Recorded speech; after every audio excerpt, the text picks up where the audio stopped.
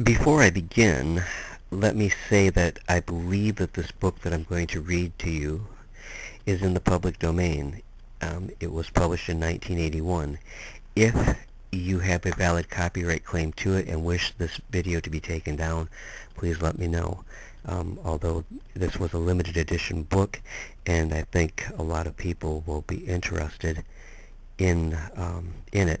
This was actually written by Barbara Elaine Sanders, and as I said, it was published as a limited edition in 1981, and it's called Saguina Grove. Part 1, Inheritance. The year is 1819, and the Saginaw Treaty had granted James Riley, son of the infamous Jacobus Van Slyke Riley of Schenectady, New York, 640 acres of Michigan wilderness in the region known as Saginaw, spelled S-A-G-U-I-N-A. The land begins on the east bank of the Saginaw River, nearly opposite to Campo's Trading House, and runs up the river for quantity. It includes Ojibway Island, which is a low marsh wetland certainly worthless for agricultural purposes. However, wildlife and game are abundant. To the east of Ojibway Island is a shallow body of water which was listed as Emerson's Bayou in 1879, known today as Lake Linton. Further east of the bayou is an area of high ground approximately 600 to 700 feet wide, which is the Saginaw Grove, South Washington Avenue, and Hoyt Park. This ground was an original village site of prehistoric Americans. As one descends the steep eastern bank of Hoyt Park, another bayou wetland appears which extends north to today's central business district. For the Indian trapper and trader of the 1820s, this marshland bayou reserve not only constitutes a land region for economic exploration, but also provides a continuance of a way of life relegated to the Indian cultural heritage. The marshland of Ojibway Island and the two bayous account for half of James Riley's inheritance. Profile. The father of the three Riley brothers, Jacobus Van Slyke Riley, or James B.S. Riley, came to Michigan in 1781 at the age of 20 years. He is described as a large and fearless man, very strong with dominating personality, certainly qualifications needed by a man who planned to follow the Indian fur trade as an occupation. After 11 years, an Indian wife and 3 sons, Jacobus Van Slyke Riley returned to Schenectady in 1792 and married his former sweetheart, Jeanette Switz. Ironically, if Jeanette Switz had not rejected him in 1780, he would not have traveled west to Michigan, and history would reflect a different order. Fatherly love or considerations which Jacobus Van Slyke Riley may have had for his 3 sons is dampened when we observe that on October 5, 1836, John Riley sold his reserve for $8,562 to his father, who on the same day sold the reserve to a banker from Detroit for $26,000. With such skeptical transactions, we cannot give Jacobus credit for any fatherly love or consideration. Although Jacobus Van Slyke Riley was revered as a patriot of the young American nation and was respected as a pillar of the Schenectady community, the motives which guided his diverted behavior towards the welfare and happiness of his 3 sons tarnished the perceived image of his honorable reputation. The changing behavior of Jacobus Van Slyke Riley as a father figure is reflective of the continuing social values between Schenectady today and the Saguina wilderness. Legacy of Saguina Grove. Louis Campo's trading house setting for the Saginaw Treaty of 1819, and so they came to Saginaw, and by their deeds created an immortality of human endeavor which provided for the growth of the American nation, and with a section of land specifically reserved in the 1819 treaty for James Riley, a parcel of land destined to be part of a future city was set aside. This was the beginning of Saginaw. This was the beginning of the Grove.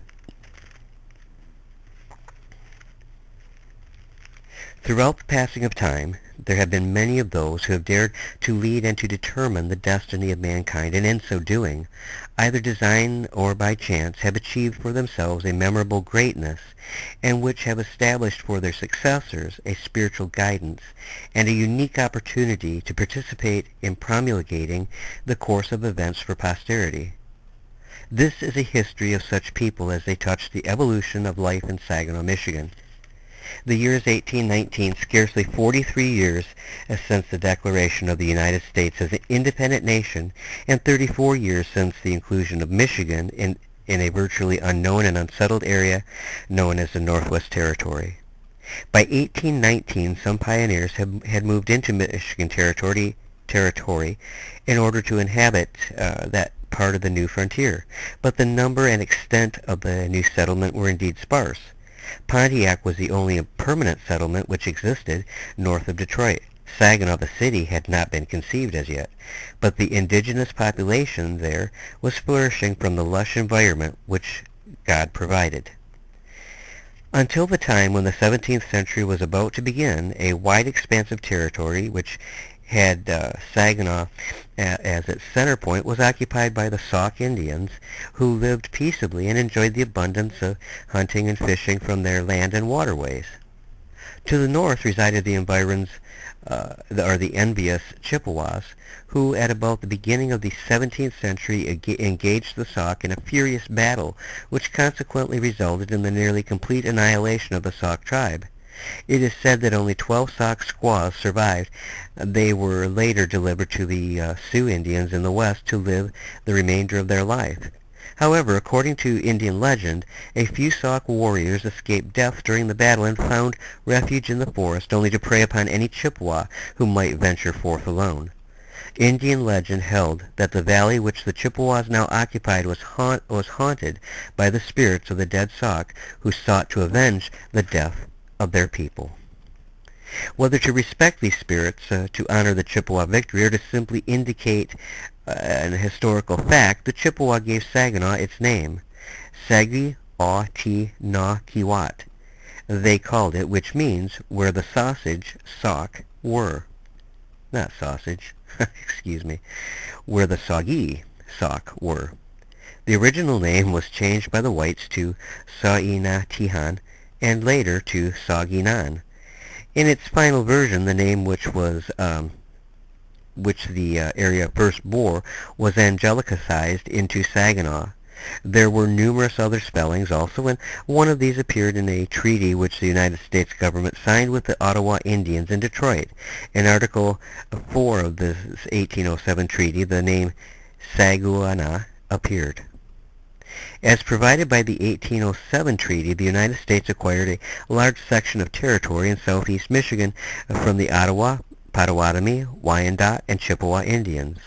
This was the first of Indian land cessions in the Michigan Territory, which would ultimately yield the transferal of all lands in Michigan to non-Indian settlers. But the year is 1819, and platitudes which were pontificated from the nation's capital soon would be translated into a realism which would guide the destiny of generations to come. James Monroe, then President of the United States, zealously desired to actively pursue the administrative objectives of expanding the American frontier from the Atlantic to the Pacific. In the Michigan Territory was an ambitious man who had the need of some project in order to advance his career and to achieve further national recognition. Since 1813, Lewis Cass had been the governor of Michigan Territory, which at that time extended westward beyond its present boundary into Minnesota. The New Hampshire-born lawyer, brigadier general in the War of 1812, future statesman of our nation, and author, recognized the fortuitous opportunity that was before him when he received a commission to represent the United States government in the acquisition of Indian lands. The War Department had sent instructions to General Cass, who also was acting in the capacity of Superintendent of Indian Affairs, to acquire the lands of the Chippewa east of the Mississippi, at least west of Lake Michigan, and those which the Chippewa occupied in the river basins of the Saginaw Valley. But losses suffered by the Chippewas as a result of many skirmishes in recent years with the white man were fresh in the Indian mind.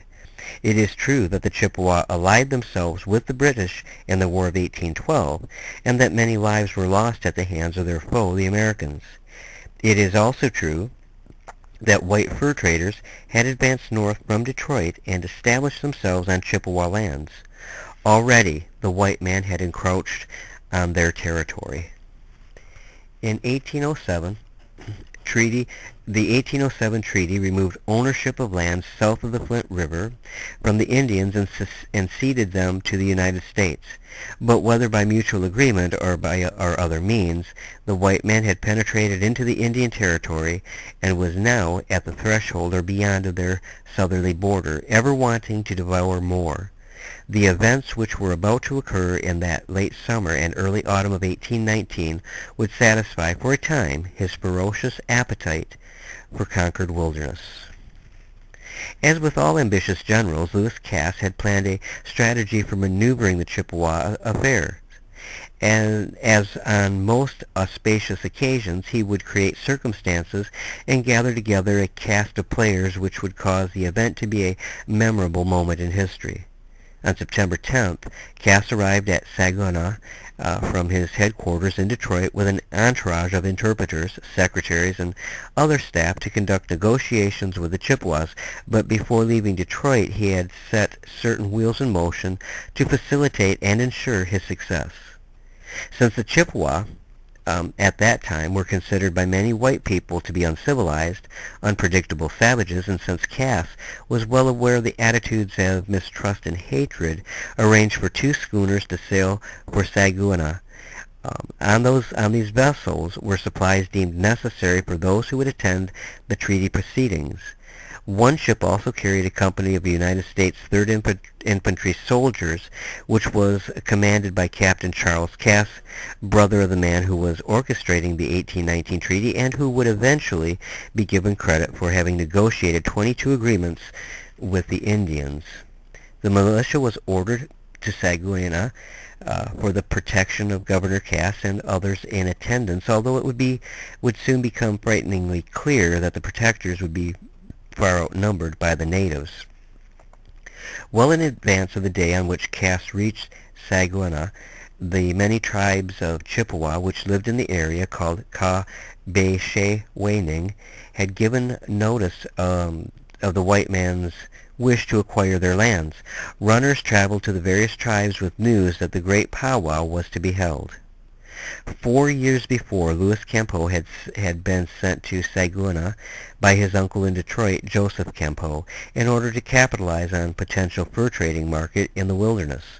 Louis was highly successful, and more importantly, as a business person, he had won the respect and trust of the Indians. Many other traders in the area had customarily cheated the Indians by trading worthless or inferior items for the valuable furs, a practice to which Louis did not subscribe. General Cass knew that the esteemed position which Mr. Campeau, the nephew, occupied among the Chippewas. His reputation and input would be advantageous to the successful conclusion of a treaty, and so it was that Louis Campeau, now a young man of 27 years, was asked to host the affair and make preparations for the occasion. At Saguina, first fur trader Mr. Campeau had cleared a piece of land near the site where Hamilton and Hayes Street currently intersect, directly across the river from Ojibway Island and the Grove, and built a 2-story structure which served as his home, trading house, and warehouse. Campeau and others whose assistance he enlisted constituted a temporary addition to the building in order to house Governor Cass and his staff during their sojourn at Saguina. A council house, or hall, in which negotiations were to take place, was also constructed, designed to accommodate the many persons who would be attending the talks. The hall was built along several hundred feet of the Saginaw River. Boughs of mature trees, which were conveniently located on the site, provided the roof of the hall. Their trunks became the natural columns of the edifice. In the center was a platform made of logs on which were placed rustic benches upon which Governor Cass and his officials were to sit. For the Indians, Huge logs were rolled up into their place around the platform. From the elevated platform, Cass and his staff would look down upon the Indians as they sat upon the surrounding logs. The Indians would be obliged to look up. Thus, the white man had provided for himself a more important position of physical and psychological prominence. And I will continue with part 2 shortly, and this continues the Treaty Council setting. So please check back tomorrow for part 2, and thank you for listening.